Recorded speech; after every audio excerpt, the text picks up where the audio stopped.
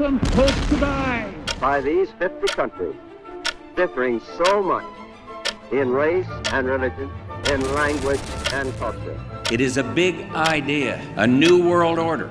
Well, I know they're lying. They tricked me once, but they're not going to trick me twice. The time is now.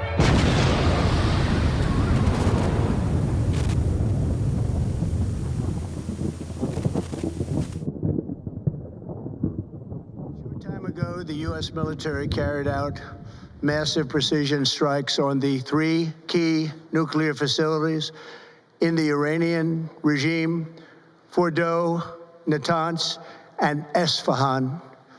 Everybody heard those names for years as they built this horribly destructive enterprise.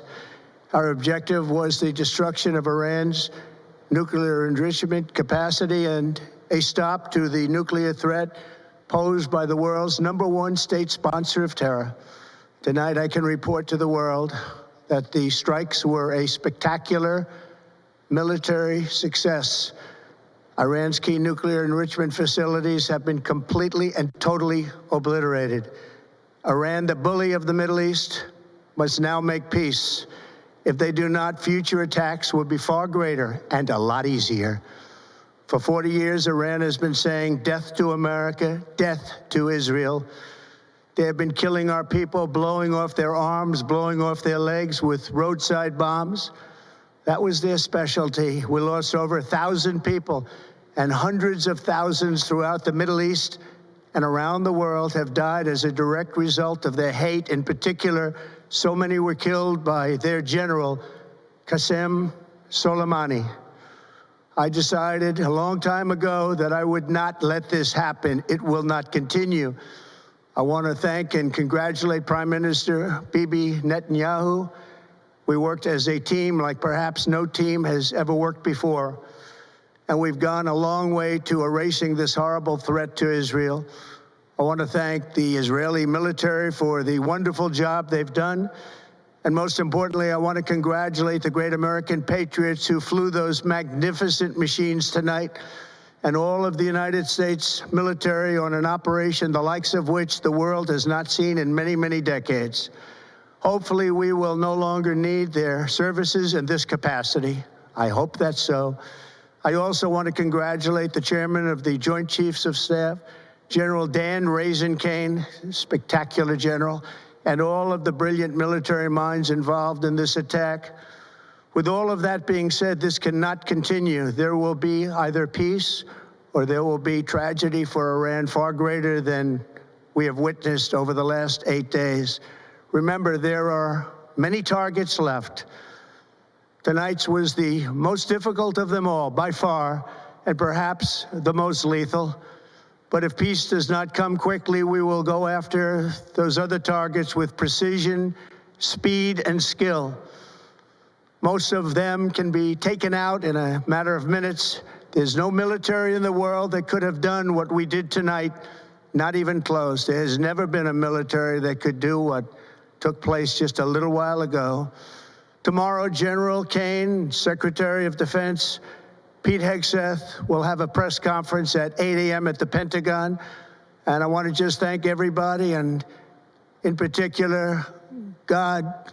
I want to just say, we love you, God, and we love our great military. Protect them. God bless the Middle East. God bless Israel, and God bless America. Thank you very much. Thank you.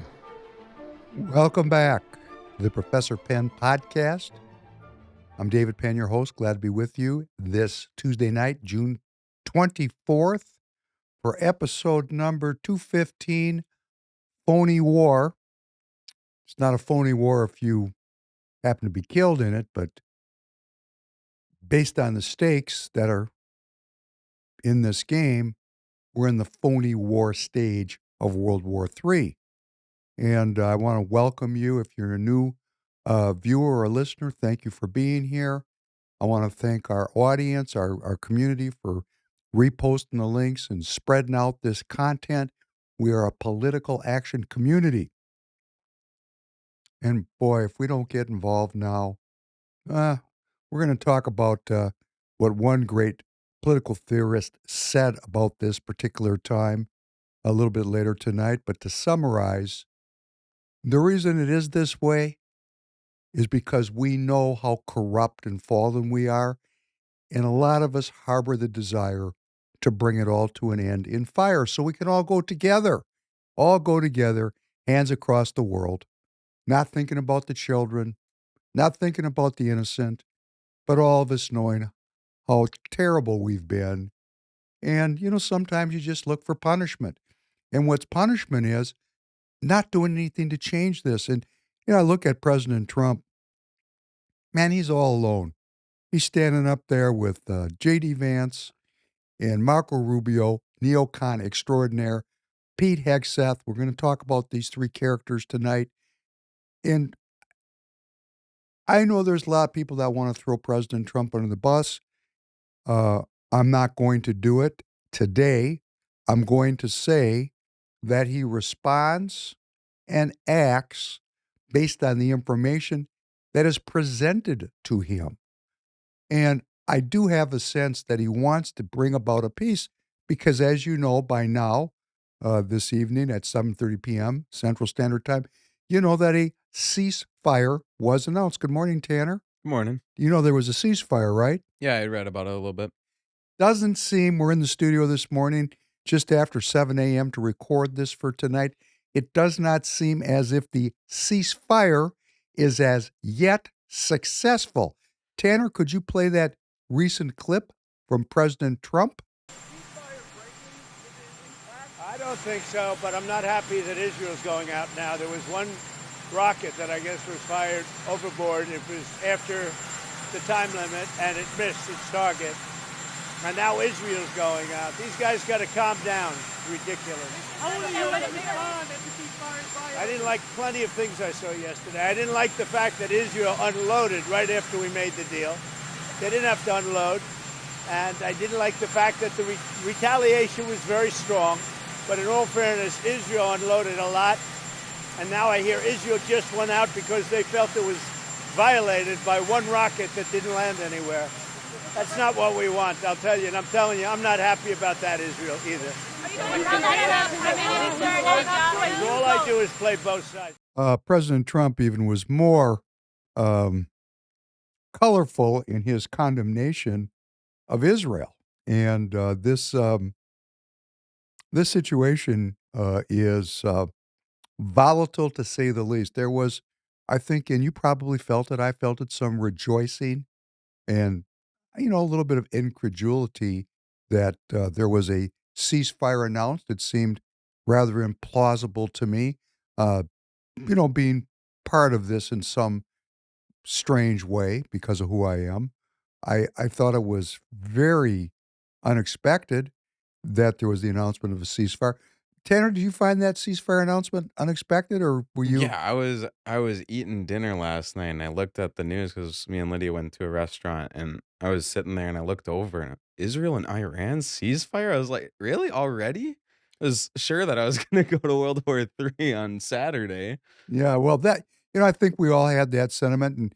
And President Trump had sent out this tweet: congratulations to everyone. It has been fully agreed by and between Israel and Iran that there will be a complete and total ceasefire in approximately 6 hours from now, when Israel and Iran have wound down and completed their in-progress final missions. And there was the announcement.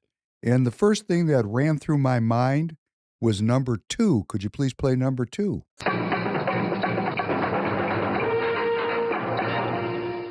Ladies and gentlemen, the President of the United States.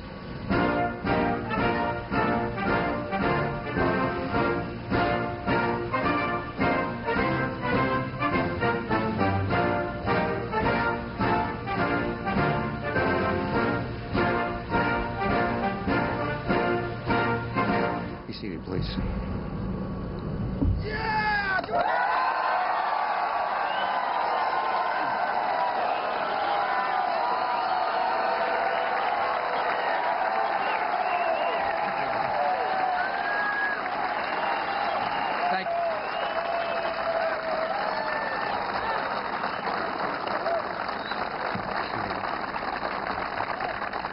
Thank you all very much. Admiral Kelly, Captain Card, officers and sailors of the USS Abraham Lincoln, my fellow Americans, major combat operations in Iraq have ended.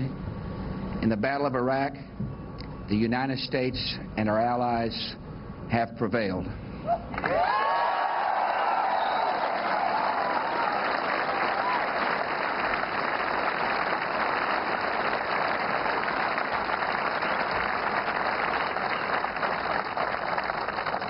And now our coalition is engaged in securing and reconstructing that country. In this battle, we have fought for the cause of liberty and for the peace of the world. Our nation and our coalition are proud of this accomplishment. Yet it is you, the members of the United States military, who achieved it. Your courage, your willingness to face danger for your country and for each other made this day possible. Well, that, for those of us that were there and saw this, it has an eerily familiar ring. Tanner, I don't suspect you remember that speech, do you? No, I don't. It's called Mission Accomplished. We had that feeling Sunday night. Wow, mission accomplished. Well, what was the mission? The United States flew B-2 bombers, great technical achievement. As President Trump said in his speech, it was the greatest team effort ever between Israel and the United States, flying those B-2 bombers from, I think it was Whiteman Air Force Base in Nebraska, all the way, a 37-hour mission, all the way to Iran, where they allegedly dropped these bunker buster bombs on these nuclear sites that were buried deep underground, and nuclear submarines also let loose on their missiles. And there was this great joy that the Iranian nuclear program had been destroyed. Obliterated was the word. Obliterated. And I'm looking at all these people on X, and everybody's saying, wow, obliterated. And then, we start looking at the pictures, start coming out, the after-action reports. And it seems as if nothing was obliterated. And if you remember, in just our last episode, we played the former Prime Minister of Israel, Ehud Barak, a spookier dude you can't find. And he said that even the United States could not set back the Iranian nuclear program by more than a month. Do you remember that? Yeah. Yeah. So what did we actually do? That's why I call it a phony war. You see, now everybody that is in the punditry business is trying to sell a story about what's going on and what's going to happen. I'm going to be quite frank and say what's going on is not available. There's many levels to it, and I'm not going to make any accusations, nor am I going to say I can stand on any facts, because for every fact I find a counterfact, which this is the problem with the world we live in today. You go back to the beginning of reading and writing. This was mostly the province of the priests. There was a small group of people that could read and write at the beginning of our ascent out of the muck and mire of history. It would be very easy, of course, to manipulate a handful of people like that. If we have an information war today, why didn't we have an information war then? And I'm going to submit, I've come to the conclusion, we did. We did have an information war. So what information we got was curated by someone whose name and intent are lost in the infinity of time. And here we are today. Every one of us has all this information at our hands. Unprecedented. Nothing's changed. There's an information war. How do I know? I didn't know then, and I don't know now. And what we are as human beings, to mollify and manage our concerns, our fears, our feelings. We make up stories. We're meaning-making machines. And I'm trying to keep myself away from that because what I see is a march towards the technocracy. We're not talking about the data centers. We're not talking about the power to power those data centers. We're not talking about what's going to be done with that data. We're not talking about biotechnology. We're not talking, there is no discourse about the real issues that impact my freedom. And there is very little effort on the part of citizens still to this day to get off the couch and get in the game of politics. Well, there's a way to do that. And if you're watching on Royce's X, thank you for being here. We've got some great audience there. Thank you. But please just take a second and repost the links to the podcast into your socials. I talked to a very strong supporter yesterday. She said she always reposts in Facebook. This helps because we're trying to aggregate a community here in Minnesota and throughout this great country of citizens that are going to take their survival seriously. How much more do you have to see before you're willing to join me and get into the game? Please, Tanner, put up the Caucus Counter-Attack for our Minnesotan watchers. If you're in Minnesota and you've had enough of the BS, and man, I hope you have, please go to roycewhite.us, scroll down. There's a module there, Caucus Counter-Attack. I will be organizing an effort to get people to caucus in 2026. Politics is a numbers game. If we show up, guess what's going to happen? Thank you, Tanner. Guess what's going to happen if we show up? And I'm going to say this with all my respect to President Trump. But did you notice everybody's wearing the same white starched shirt, the same red tie, the same blue suit with the American flag lapel pin? We got people that graduated from all these fine universities, some of them military service.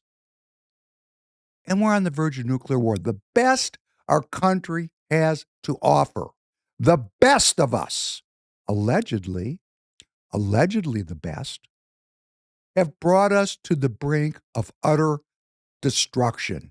And how I see it, this is how I see it, this is how I interpret it for myself, this is the meaning I'm making for myself. I don't know if it's true. And I got that reality testing going on in my head. I don't give over to this story. It's the story I'm trying to believe, that President Trump is surrounded.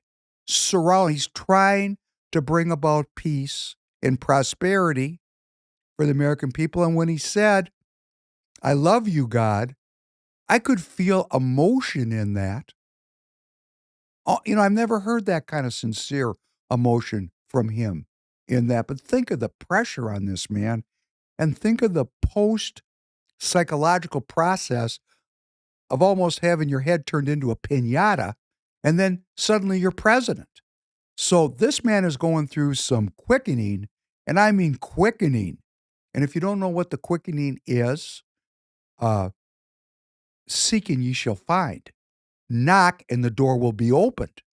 So he's going through some kind of psychological process, and I could feel his emotion. Now, I don't know if I'm right. That's just my response to it. That's that reality testing I don't let go of. But I want to believe he's surrounded by evil men trying to do what's right for the American people. I believe he's peaceful and wants prosperity. He's a businessman.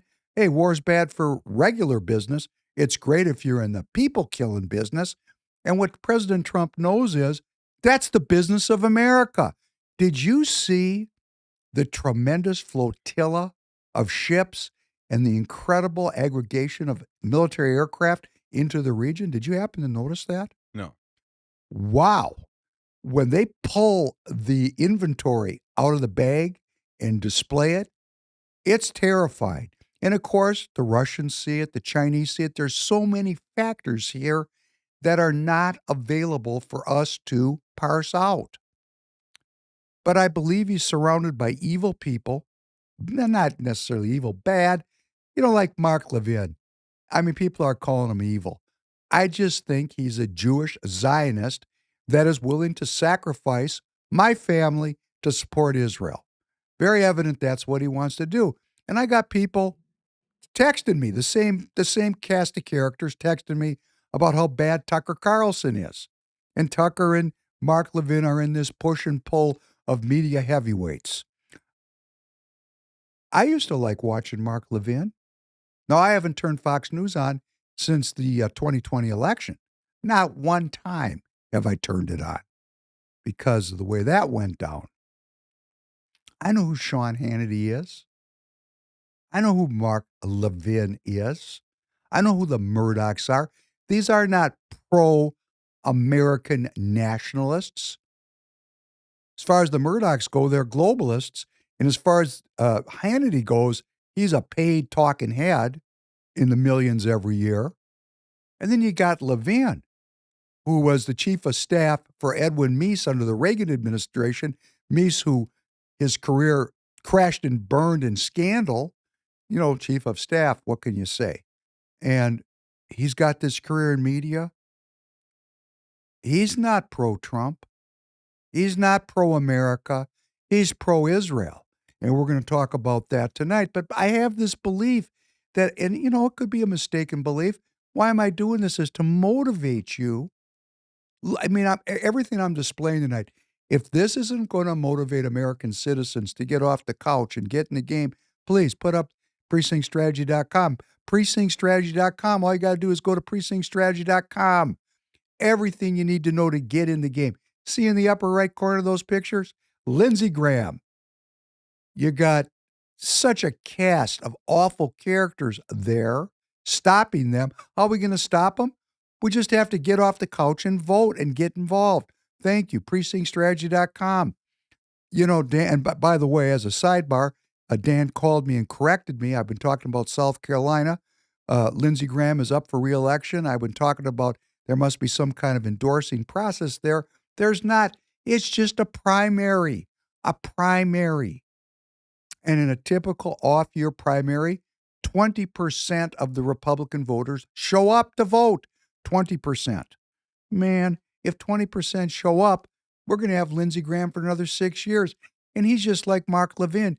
He's just part of the military-industrial complex cheerleader squad. He's a cheerleader. Give him some pom-poms. He's ready to go. And it'd be so easy to get rid of this guy if the listeners in South Carolina, the viewers, organized in your areas, made lists of people, got together, had meetings, and got your communities organized to rid our country of this pernicious individual. Man, it's important that we start to do such things. And, it's not a simple program here because the Iranians are far from being pristine in their intent. But one of the things that we all need to do is ask ourselves, why is our enemy our enemy? What happened? And I think fairly soon, if this continues on, I'll play one of the numerous pieces that are on YouTube that go over recent Iranian history. I mean, this place, Iran, man, these people, you want to talk about a group of people that got screwed over by the West? The British were involved in Iranian politics for over 100 years. They robbed these people. And when I mean they robbed them, they robbed them. They took, oil was discovered there, and British Petroleum, now called BP, got the concession, and they took all the profits and they left nothing for the Iranian people. There was great discontent there. There was even a period of time when Iran tried to become a Republican country. The United States, yes, that would be us. And I think this is fairly well known by this audience. Operation Ajax, I think it was 1953. I might be wrong about the year. I'm sorry if I am. They depose. I mean, the intelligence service of this. Yeah, it was 1953 because Truman. Let me give my yes. Truman refused to get involved in a covert action in Iran. There was an effort by the British to bring the United States together and then have a secret effort to depose the elected leader, the democratically elected leader. And he was actually pro-Western. He just did something that was, forbidden. He wanted to nationalize British Petroleum's oil concessions in Iran because the Iranian people were getting robbed. And the British didn't like that because we're talking about the money now. And they tried to get Truman to join them in an effort to depose this guy. Mossadegh was his name. And Truman refused. Truman, the Truman Doctrine. The guy was democratically elected. Eisenhower was elected in 1952, had a little bit of a different attitude about this. And he teamed up with the British, and they spent big money bribing people and manipulating things. Lots of folks got killed. And they installed the Shah of Iran, the Shah. And that was a process that took some time. And the Shah was a modernizer. He did not believe in Islam. Persia had been conquered by Islamic invaders. It was not originally an Islamic country. It was a Zoroastrian country. It was conquered. And it was, convert or die. The Catholics weren't the only one that played that game. The Muslims liked it too. What you want to be, a Muslim or dead. Make a decision, live with your decision. The country was converted at the, edge of a sword. And the Shah, almost like Ataturk in Turkey, very similar in what happened. They both viewed their countries as being backward culturally and technologically. They looked for the West to be a model. The Shah highlighted traditional Persian culture, really downplayed the strength of the mullahs, gave women the vote, liberated women, started universities.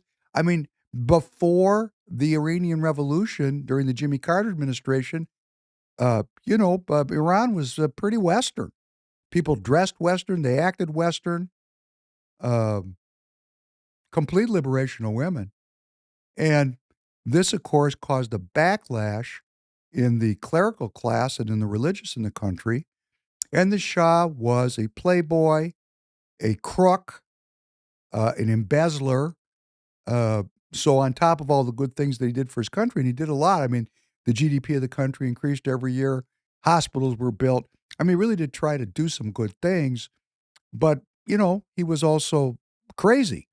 And he, was just not a good dude overall. And he had a secret police there called the Savak, trained by the CIA. They killed about 3,000 people. They ruled the country with an iron fist because there was this Islamic fundamentalist group that really was insulted by the toxification. I think they called it they had some kind of word for it, like West toxification or something. The Muslims in the country felt that the Shah's effort to westernize the country was destroying the country. And there was a revolution, and the Ayatollah Khomeini was installed, but it was a story for 100 years of colonial oppression and manipulation, first by the British, also by the Russians, by the way, and then by the Americans. When you take a people like the Chinese and you destroy their culture and subjugate them and monetize them and addict them, there's going to be implications for doing that. I'm not taking the Iranian side, and I keep waiting to get some kind of answer like, how do we get out of this mess? Because the Jews in Israel, they were oppressed and downtrodden and killed and maimed and butchered. So you got these two groups that both have this history of oppression. Oh, and they're taking it out on each other. And of course, the Ayatollah told Trump, Iran will never surrender. Let's listen to number 3. I think what we have to understand is that the Shah was the best friend of the United States in that area, in the whole Persian Gulf area, and it was Israel's only friend. The Shah, we must remember, in the 1973 war, furnished oil for our Mediterranean fleet when the other countries in the area cut it off. And the Shah tied down the Iraqi forces by supporting the Kurds against the Iraqis so that they never got involved in the 73 war. And I know that the Shah, when he spoke in Mexico about what had happened, he could not understand why it was that among his critics in the American media, there were some of Jewish background, not all, but some who were among his most violent critics because they were liberals and they thought he was too reactionary and the rest. And he just couldn't understand that because he was the only friend that Israel had in that whole area of the world. Well, you can imagine in an Islamic environment when you have a leader who's friends with the United States, friends with Israel, backs up the United States during the 1973 war. That's another war between the Arab states and Israel. That was Egypt and Syria almost conquering Israel. That was a very, well, it was almost the end of the Israel project. And the Shah was backing up the U.S. fleet that came into the Mediterranean there. And it was only because of the intervention of Henry Kissinger that Israel made it. There was a giant airlift of arms and material.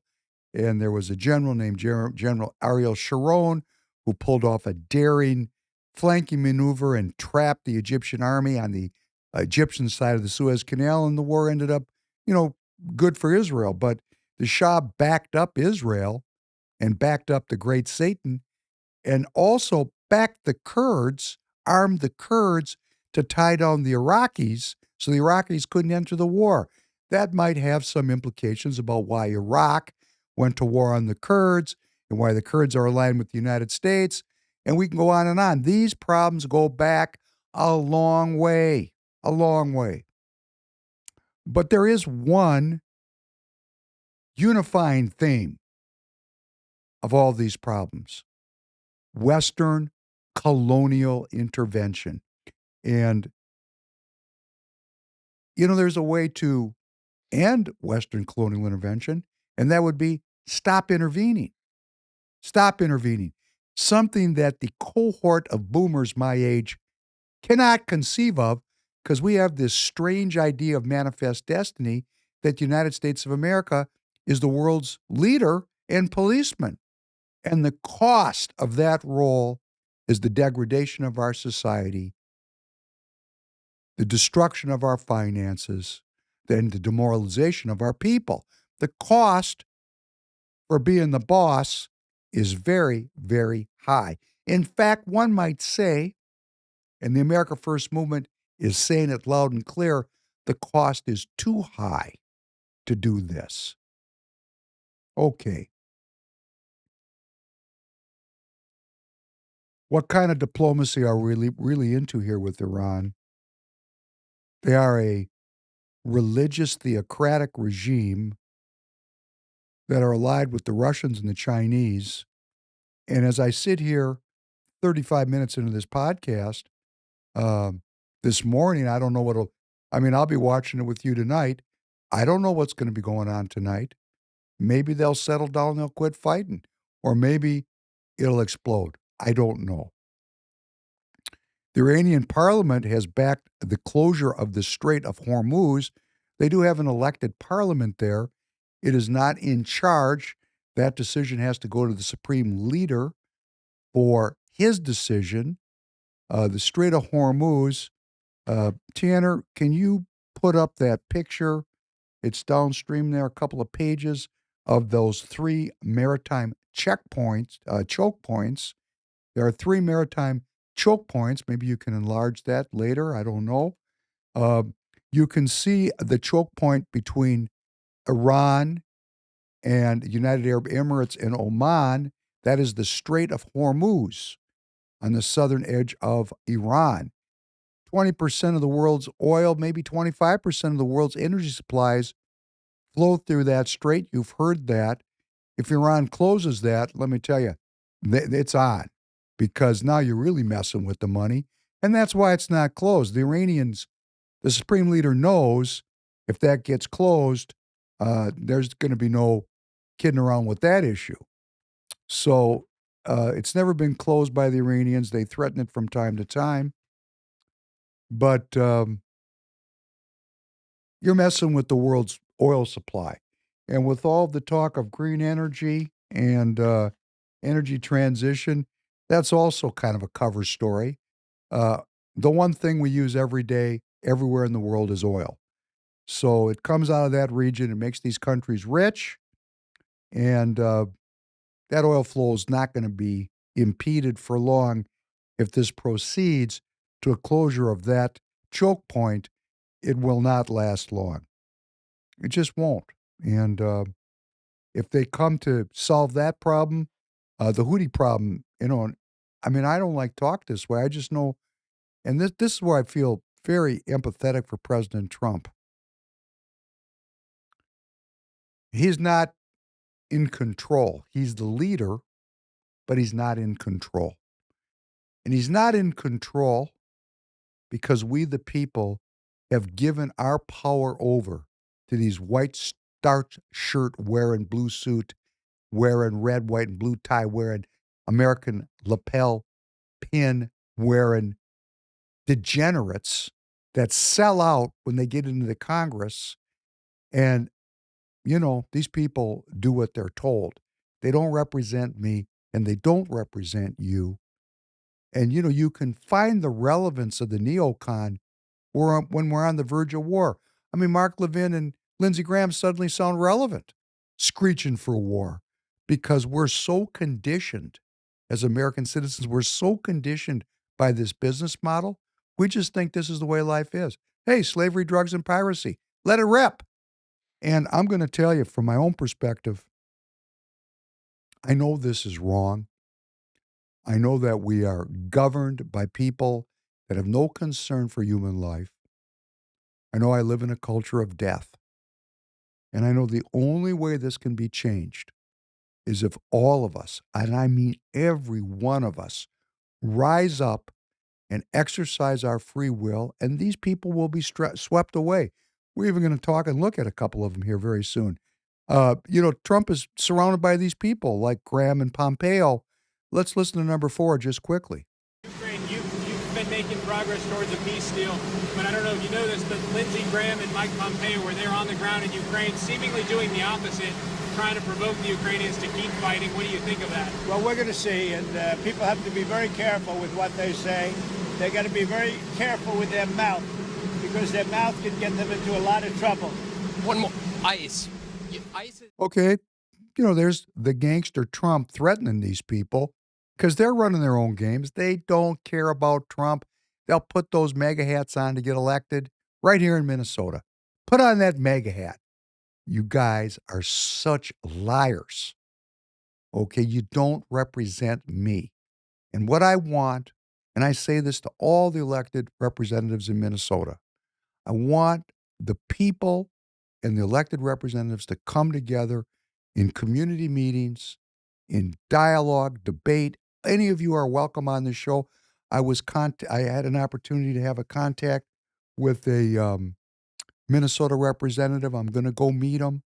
I'm meeting people all the time, and what I'm trying to foster is honest debate. I was on X. I said something. Representative Walter Hudson really didn't want to argue with me, but he responded to something that I posted, and I went back. We're respectful of each other. We just need respectful dialogue. We don't have to agree with each other. We have to discuss these issues. We're trapped into something here that none of us really understand how to get out of, if it is our intent to get out. Now, we got all these neocons throughout the country and here in Minnesota. They don't want to get out. I mean, I had people cheering that the United States dropped those bombs in Iran. and at the prospect of the United States entering this war. But there was a lot of pushback on President Trump. Let's talk about the Uni Party. Let's quit talking about Democrats and Republicans. That's a BS story of the highest order. Let's listen to number 5, the communist Van Jones on CNN. He's buying himself some time in some room. I was also in the Holy Land very recently. I think progressives underestimate how dangerous Iran is. Iran is not a normal country. Normal countries don't blind women because they showed some hair. They don't empower little gangs and proxies to surround a country and fire rockets and rape people. So Iran, the two things are clear. The what, they cannot have a bomb, and the why, because they say death to America, death to Israel, and death to all the Jews. One of those should offend you if you're progressives. At least one should offend you. And so the question, though, is the who and the how. Is Israel going to take out this nuclear capacity by dropping people there who blow it up? Or is America going to take it out by dropping a bomb that blows it up? But the what and the why are clear, and I think progressives should get on board with that. We cannot have a nuclear-armed Iran. I was in the region. You were in the region. This is a very dangerous power that cannot get a nuclear weapon. Well, okay, great. So that's Van Jones. If you know anything about him, he made his bones being a radical leftist. He's found a home on CNN, still promoting leftism, and he's saying progressives should get on board with this action. So, hey, it's hands across the water. And I was watching that, I'm thinking, man, if I was wearing a turban and I was in Iran and I watched that, I'd think, man, what about those 60 million babies that got killed in the United States? That child sacrifice. And the United States has all those nuclear weapons, and that country's been at war constantly. We don't look in the mirror very well, okay? We're not prone to look in the mirror at ourselves, picking the log out of our own eye. Now, I'm not saying that I'm pro-Iranian. I am not. And I know if I was in a room with some Iranians, man, I'd be in a world of trouble right there. I'm not silly about this. I'm seeking an off-ramp off of this business model. I'm not going to blame the Iranians. I can't take them and turn them. That's not what I can do. I don't speak Persian, for a start. I don't understand their culture that well. But I understand my culture, and I understand that we're demonizing these people as if they're some kind of savages with one of the oldest, most artistic, most literary traditions in the world. And how did they get in this place? And also, it seems to be that their population is ready to get out from underneath this theocracy. So how are we going to have a dialogue to come up with some better solutions than just killing everybody? That seems to be a suboptimal option, but not for some people that I know. I know a lot of people that just say, kill them. Kill them. Well, there's voices. Let's listen to number 6. What he promised us was we would put America first. And I think there are still voices in this administration. You've still got J.D. Vance. You've still got Tulsi Gabbard. You still, RFK Jr., you still got calmer heads that could prevail. They were not persuasive in this case, clearly. Well, somebody was persuasive. AIPAC is very persuasive. For instance, the Israeli lobby in Congress. If you look at my colleagues' feeds now, they all look the same. They're all tweeting the same message, that we've got to support Israel and we've got to do this. Well, that's just very brave of Representative Thomas Massie of Kentucky. I really don't understand Thomas Massie, and I know that he has earned the ire of President Trump. But he does have the courage to bring up the American Israel Political Action Committee. And I just want to talk about the 3 people that were standing behind President Trump when he was announcing the attack, which was Marco Rubio, J.D. Vance, and Secretary of Defense Hegseth. Research suggests that Marco Rubio, since he was elected to the Senate in 2010 received over $1 million from pro-Israel groups, over $1 million. J.D. Vance was elected one time to the Senate in 2022. What a meteoric rise he is experiencing. And in that campaign, AIPAC gave him $167,000. He's just getting going. It was what you call an appetizer. And then there's Pete Hegseth. Let's play number 7. Ranking Member Reed, members of the committee, my former colleagues, I'm honored to introduce a son of Minnesota to you, Pete Hegseth. As a senator from Minnesota, I spent many hours with this young man as he walked the halls of Congress advocating on behalf of America's veterans. And he is young in the best sense of the word. He is strong, focused, intelligent, incisive, a great listener, and is almost supernaturally energetic, just what we need in a Secretary of Defense in times of massive change. He is the real deal. F. Scott Fitzgerald was a writer in my city of St. Paul, and said the problem with America is that there are no second acts. He was wrong. Pete was a brave soldier, has been an able communicator, and I believe is about to begin a great second act as our Secretary of Defense. He has struggled and overcome great personal challenges. Please don't give in to the cynical notion that people can't change. We need the ones who can change to lead us, to be beacons of hope, and to remind us that grace can lead us home. 4 years ago, President Biden's nominee, Lloyd Austin, a good and honorable man, received 97 votes on the floor of the Senate. And we went through the debacle of the Afghanistan withdrawal. Putin invaded Ukraine. The Houthis endanger our shipping lanes. We witnessed Israeli miracles against America's enemies in the Middle East, where the United States was more of an impediment than a help. Our recruitment numbers have sunk dramatically, and our southern border has suffered a slow but dangerous invasion. Yes, Pete Hegseth is an out-of-the-box nominee, and I say it's high time to get out of the box. One more thought. The country longs for a government of less division and more respect and dignity. My hope is that this committee hearing provides what they are asking for. Disagree? Yes. Strongly if necessary. But then come together to support the nominee, this nominee, Pete Hegseth, of the one president we have at a time, laying aside partisan politics for the essential mission of national security upon which everything else depends. Mr. Chairman, I yield.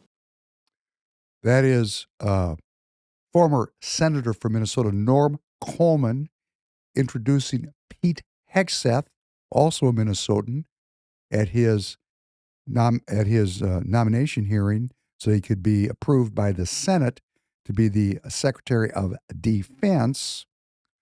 What was so telling about that, and I put this up many episodes ago, Norm Coleman is the director of a Republican Jewish committee, a lobby, which raises money and supports Republican candidates and, American Israel causes. It's a Republican-focused AIPAC.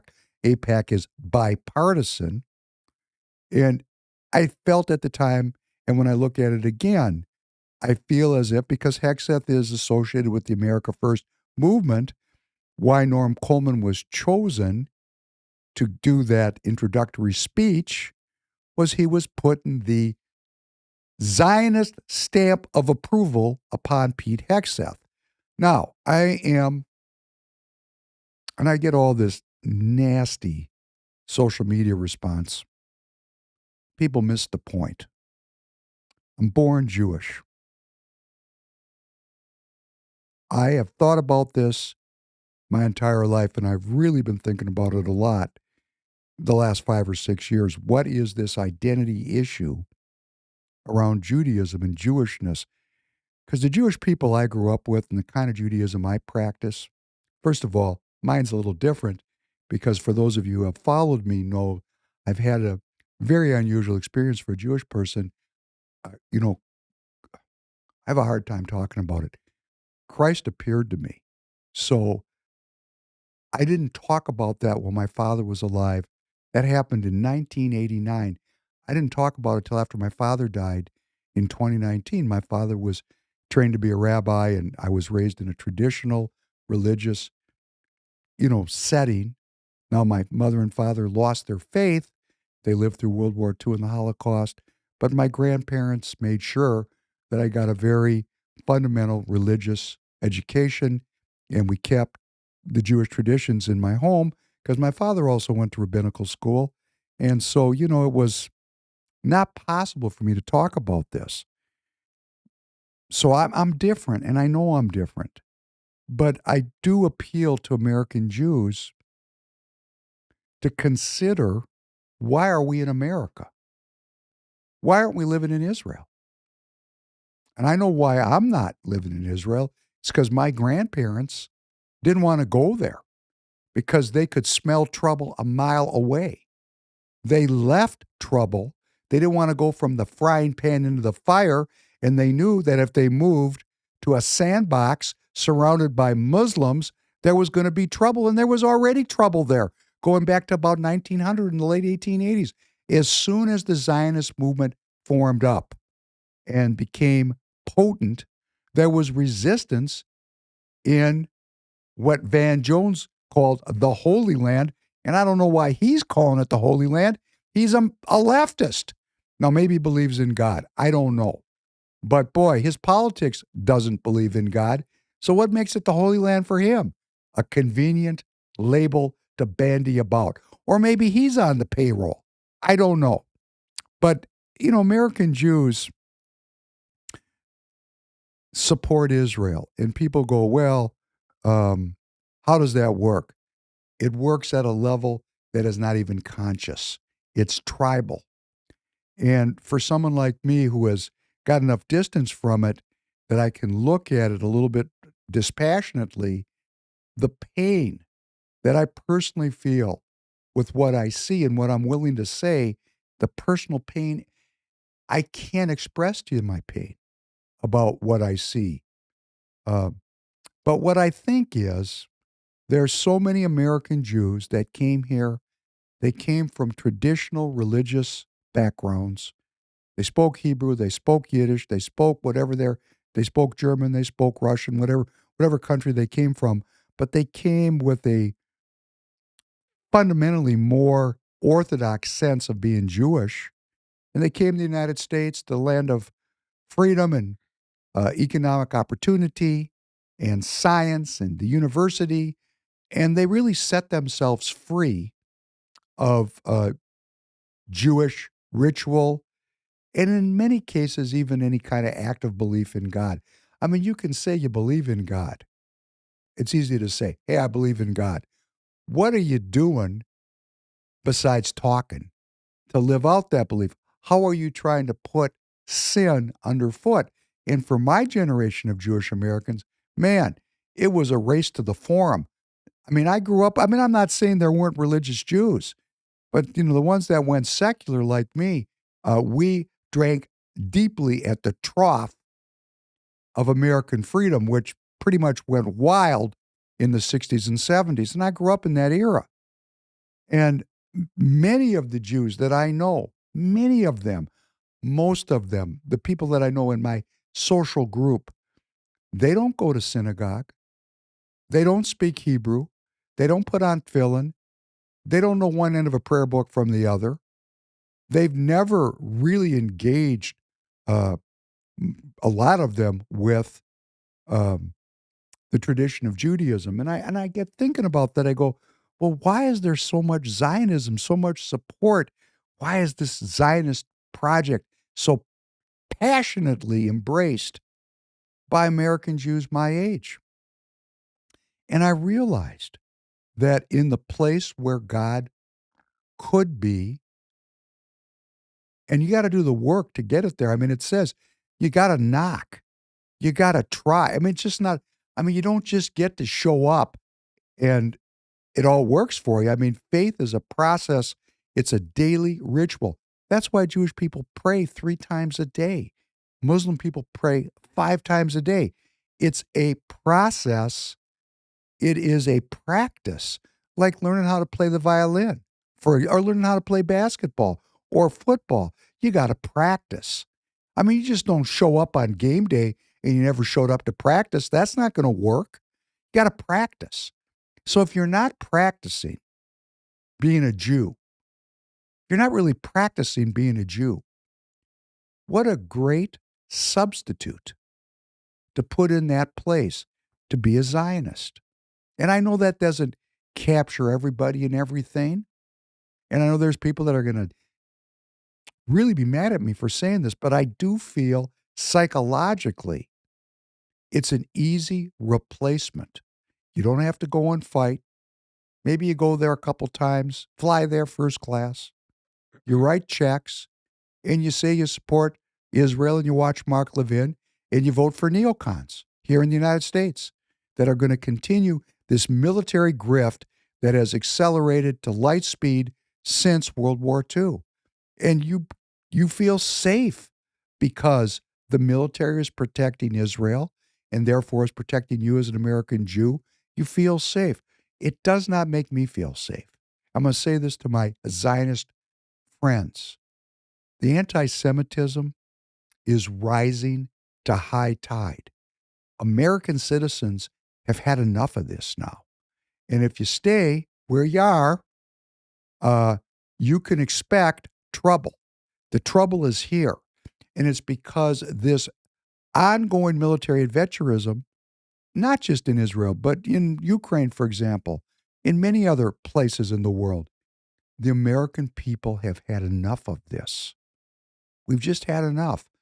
I mean, we have this sense we're played out, we're broke, we're demoralized, and we want to pull in as a country and restore the American experiment. We want to restore what this country is. We want to sort out the divisions in our country. We got almost a third to a half of the country that doesn't want it to be a country. They want it to be something else. And obviously, the numbers are saying it's not as many people as we thought it was, because actually President Trump has a very good deal of support for his agendas. But for American Jews that are using Zionism in the place of Judaism, let's find faith and see where faith takes us. And interestingly, to get a little bit out of my own lane, I'm always struggling with this Christian evangelical Zionism. And it occurs to me that these are Protestants that reject Catholicism. And I learned this by watching my Catholic stepson. I took him to a Lutheran service on Christmas Eve last year. And I watched him. He's only about 15. I didn't teach this to him. He got it from church with his father. He's my stepson. He actually had a physical rejection of this Lutheran service. I had to leave. I mean, and he's the most mellow, smoothest, coolest dude. I've never seen him act like that.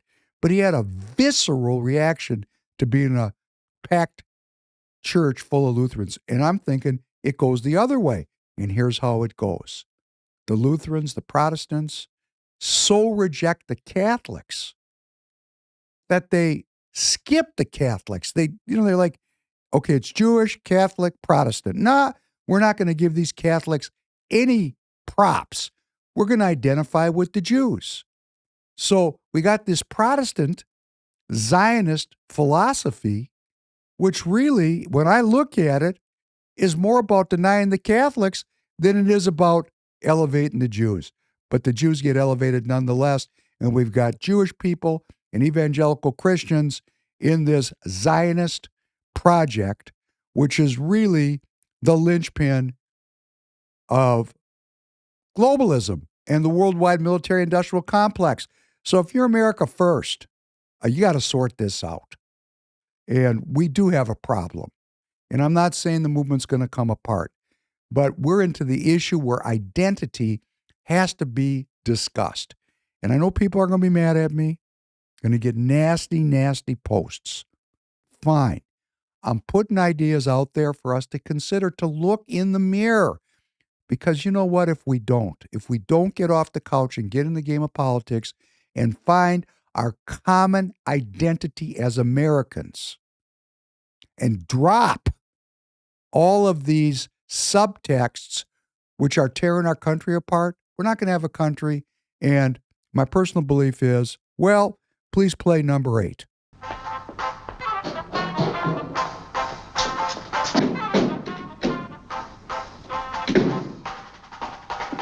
Excuse me, sir. Something rather interesting has just cropped up. Listen to that. Music. Civilian broadcasting. I think those fellas in the Pentagon have given us some sort of exercise to test our readiness. Personally, I think it's taking things a bit too far. Our fellows will be inside Russian radar cover in about 20 minutes.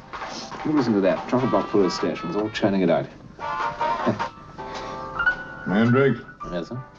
I thought I issued instructions for all radios on this base to be impounded. Well, you did indeed, sir, and I was in the process of impounding this very wide when I happened to switch it on. I thought to myself, our fellows hitting Russian radar cover in 20 minutes, stopping all that stuff, I'd better tell you, because if they do, it'll cause a bit of a stink, huh? Sir, Captain, the officer exchange program does not give you any special prerogatives to question my orders. I realize that, sir, but I thought you'd be rather pleased to hear the news. You know, after all, well, let's face it, we don't want to start a nuclear war unless we really have to, do we? Please sit down and turn that thing off. Yes, sir. What about the plane, sir? Surely we must issue the recall code immediately. Group Captain, the planes are not going to be recalled. My attack orders have been issued and the orders stand. Well, if you'll excuse me saying so, sir, that would be, to my way of thinking, rather an odd way of looking at it. You see, if a Russian attack was in progress, we would certainly not be hearing civilian broadcasting. Are you certain of that, Mandrake? Yeah, that's a bit bothered to find that, sir. And what if it is true? Well, I'm afraid I'm still not with you, sir, because, I mean, if a Russian attack was not in progress, then your use of Plan R, in fact, your order to the entire wing, yeah. Well, I would say, sir, that there was something dreadfully wrong somewhere. Now, why don't you just take it easy, Group Captain? And please make me a drink of grain alcohol and rainwater and help yourself to whatever you'd like.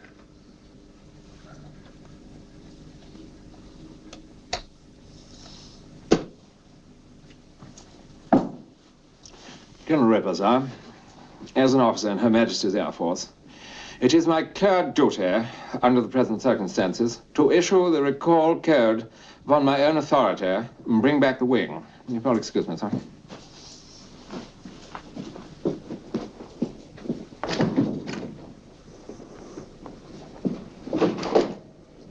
I'm afraid, sir, I must ask you for the key and the recall code. Have you got them handy, sir? I told you to take it easy, Group Captain. There's nothing anybody can do about this thing now. I'm the only person who knows the three-letter code group. Then I must insist, sir, that you give them to me.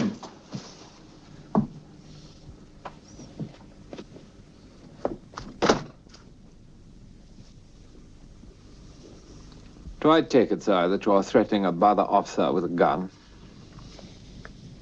Mandrake, I suppose it never occurred to you that while we're chatting here so enjoyably, a decision is being made by the President and the Joint Chiefs in the war room at the Pentagon. And when they realize there was no possibility of recalling the wing, there will be only one course of action open.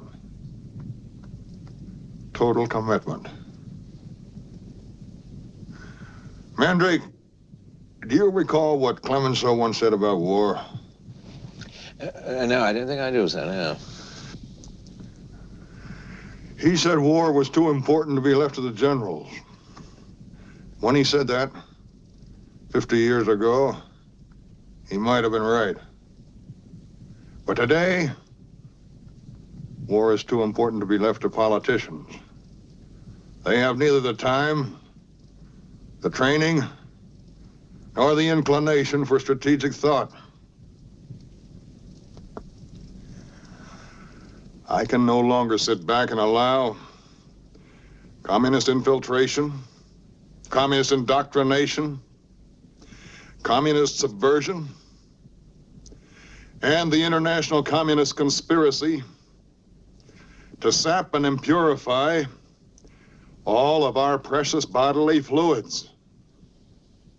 a scene from the great movie 1963, Dr. Strangelove, Stanley Kubrick. If you haven't watched it, it's a must watch. That is the iconic scene where it becomes clear that a crazy man has started World War III without any support from civilian leadership. They just went and did it by themselves, and everybody died. That was the point of the movie.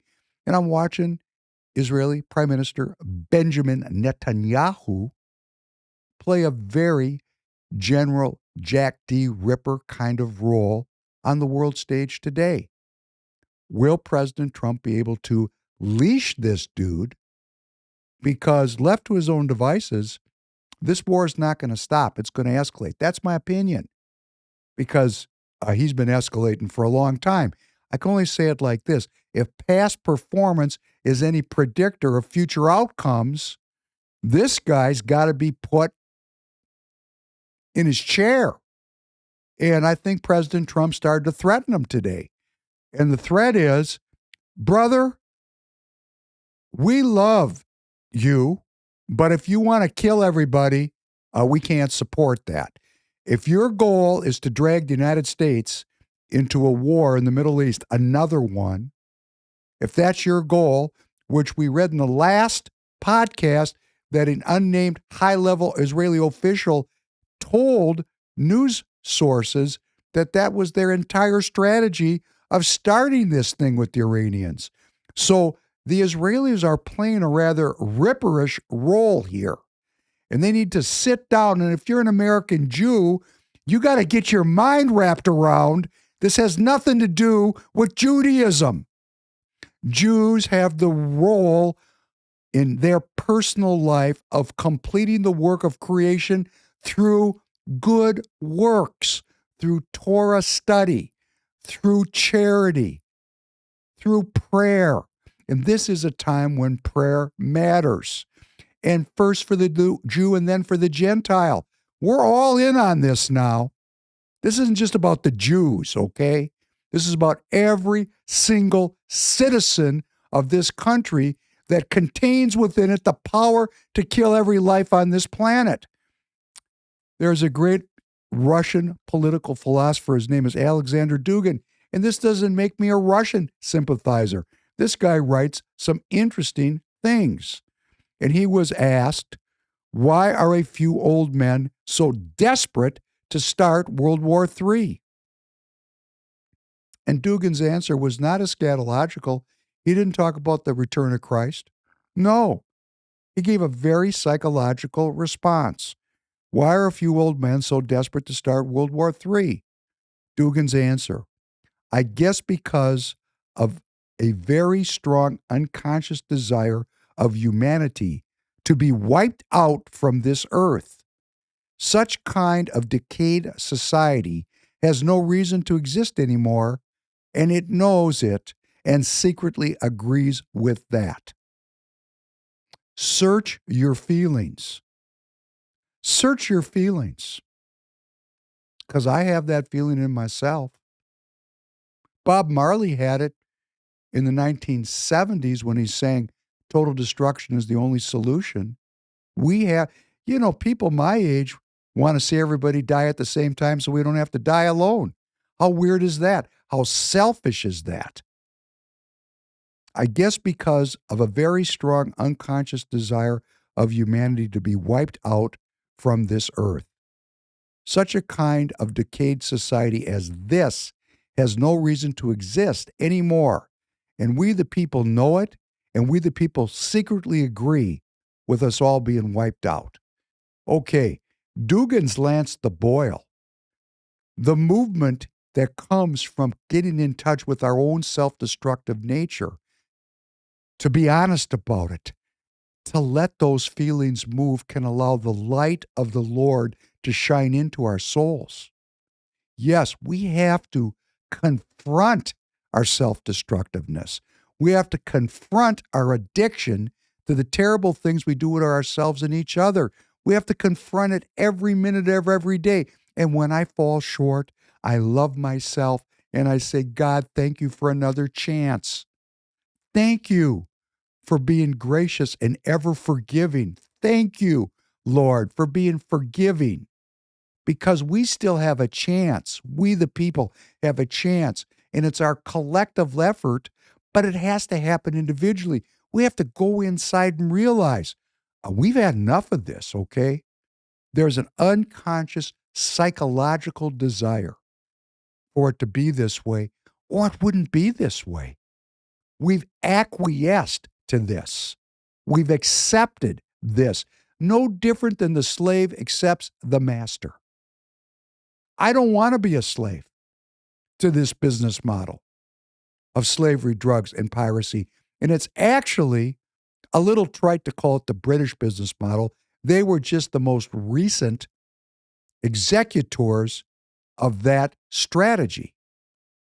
No, this goes to the way back, and this is supernatural.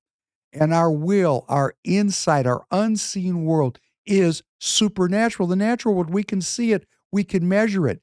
I'm asking every one of you to go into the supernatural world of your inner self and ask that question. Are you okay with this? Are you, Tanner, are you okay with this? No. Okay, what are we willing to do to overcome this? I mean, you're working here at Free People. That's not without risk. You know, Tanner doesn't come on screen. There's no camera on him. I don't use his last name because he knows there's a risk to this. But he's here every day doing the deal, and I love him for it, and he does a great job. But what else are you willing to do? Because it's not enough. PrecinctStrategy.com. There you go. I'm asking we the people to spend 10 hours a year engaged in politics. I'm asking you to vote in the midterm elections, and they're coming like a freight train, and vote out in the primary elections these people that would send us to war. We know who they are. We know who they are here in Minnesota. We know who they are. Will you meet with your friends and neighbors? Will you create lists of people that you can email, that you can connect with on social media? Will we spread out this podcast? Will you please repost it? Will you please communicate with me? Can we get going? Because these people, the Jack D. Rippers, they're out there. They're out there.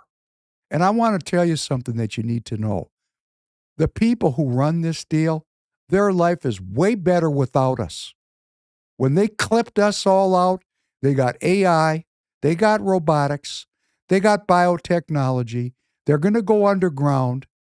There's going to be, like it says in this Dr. Strangelove movie, if you watch it, there'll be 10, 20-year-old girls for every debauched 60-year-old man. These people are going to live way better not having to deal with the vagaries of elective politics. They'll go underground, we'll all die, or we'll be living like animals on the surface of a destroyed world. They're doing this to us, and we're letting them do it. So if we're letting them do it, whose fault is it? I mean, really, if we're letting them do this, let me tell you, they don't believe in God. They're Darwinists.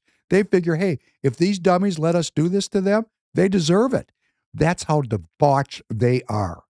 And strangely, they're not wrong.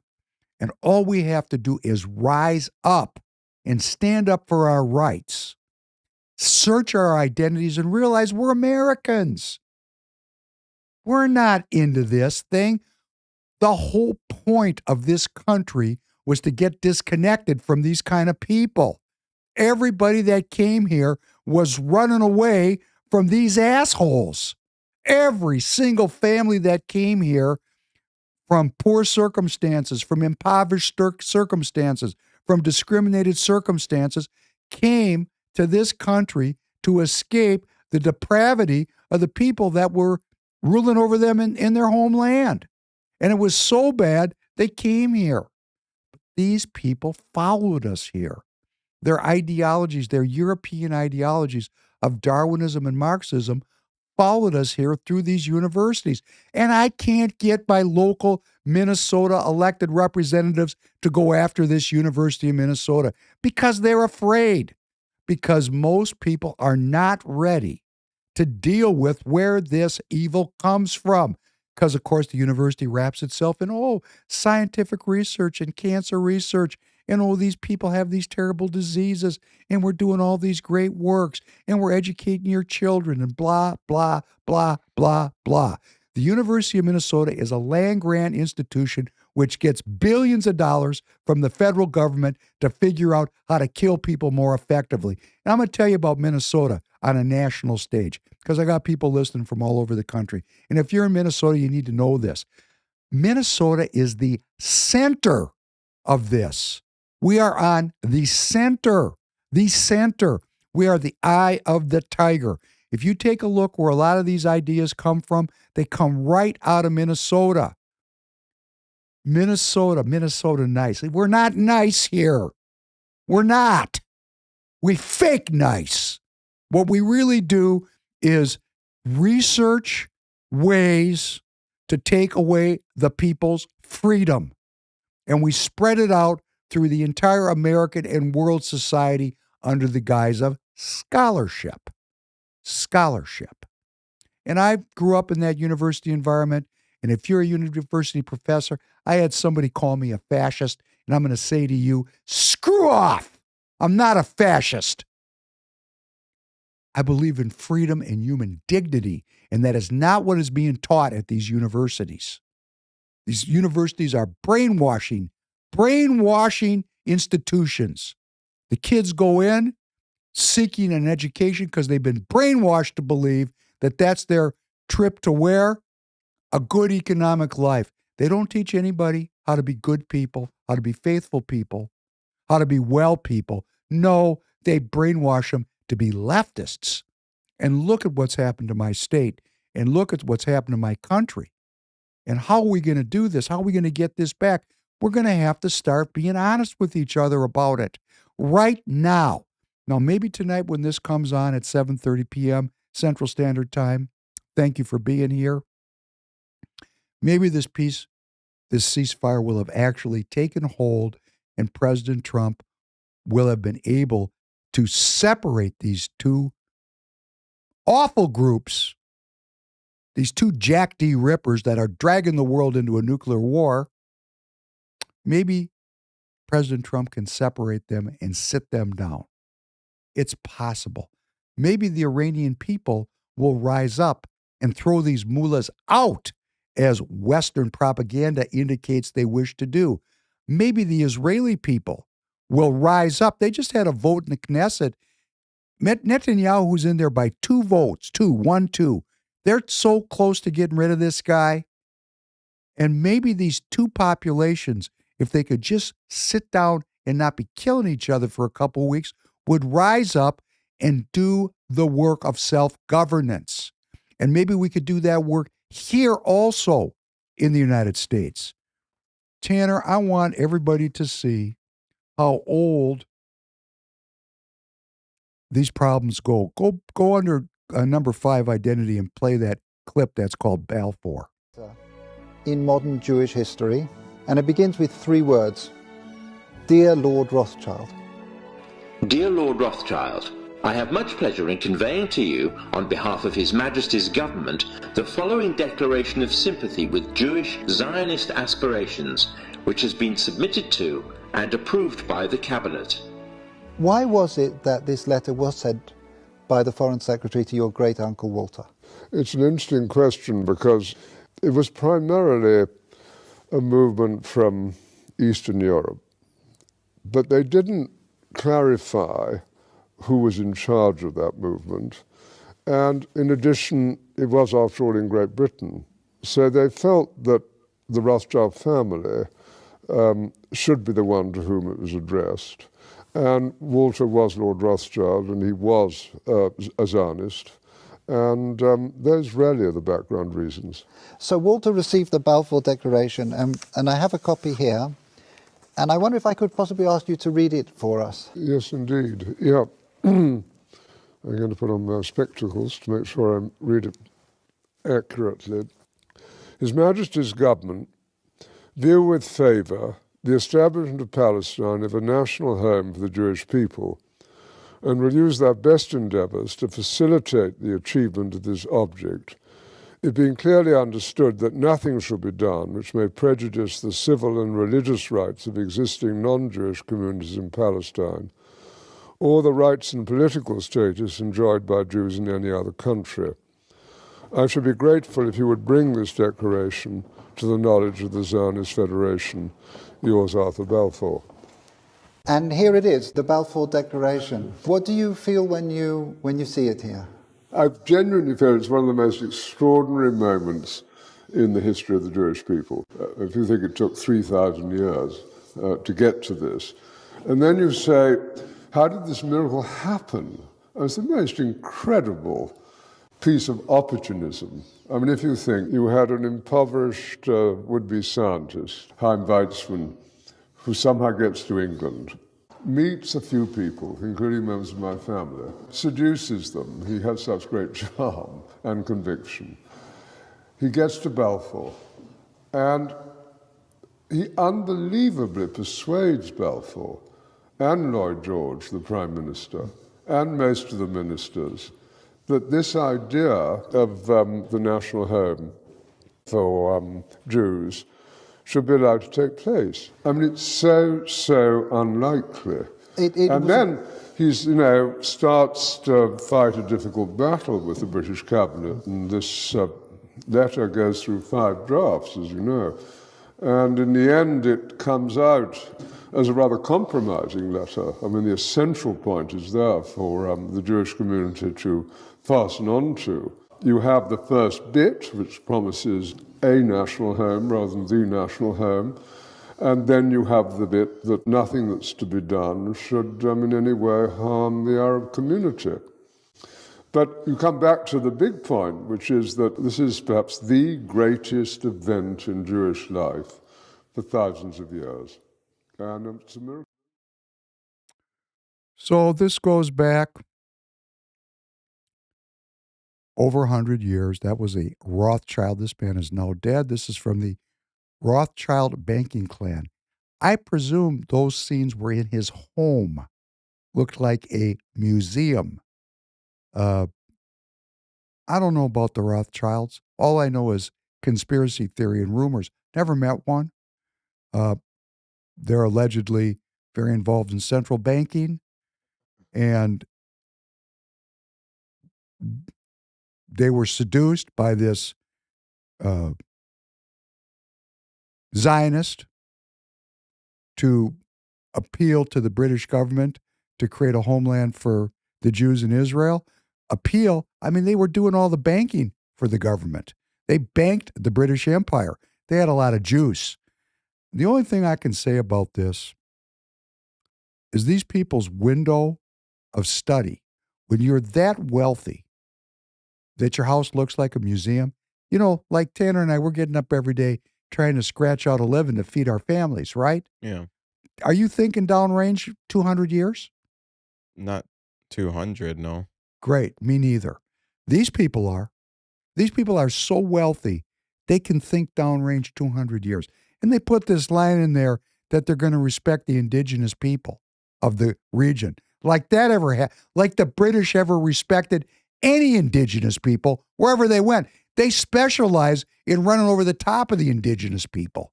And they plunk these poor sufferers out of Eastern Europe down in the middle of this mess. I mean, I don't know, and I'm just making up some meaning because it suits me. I think these people knew that they were going to trigger an endless war by doing this. And I'm not saying the Jews didn't need a homeland, because they did and they do. But man, this didn't work out. This is not working out. And we're going to have to really rise up our level of discourse way past the Mark Levin level and actually have some very sincere dialogue about how we're going to solve this problem. And we're leaving it for these white starch shirt wearing, blue suit wearing, lapel pin wearing, red, white, and blue tie wearing assholes to sort it out for us? No, they're on the payroll of the military-industrial complex. Frank Zappa, we've said it many times. Frank Zappa's great quote, politics is theater of the military. It's just the theater of the military-industrial complex. It's not real. We're not dealing with the real. Even these attacks that just happened, the two sides told each other about it. There was an element of theater in these attacks. Why would you have military attacks that were theatrical? That would be to manipulate me, to manipulate my feelings and my thinking. I don't want to be manipulated by the military. You know? I want to swear, but it doesn't help.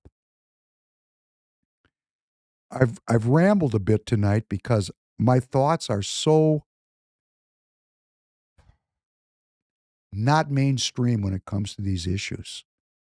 I know that most of the people that are in my state and in my country are in this kind of good, bad, right, wrong, us, them, black, white kind of mentality.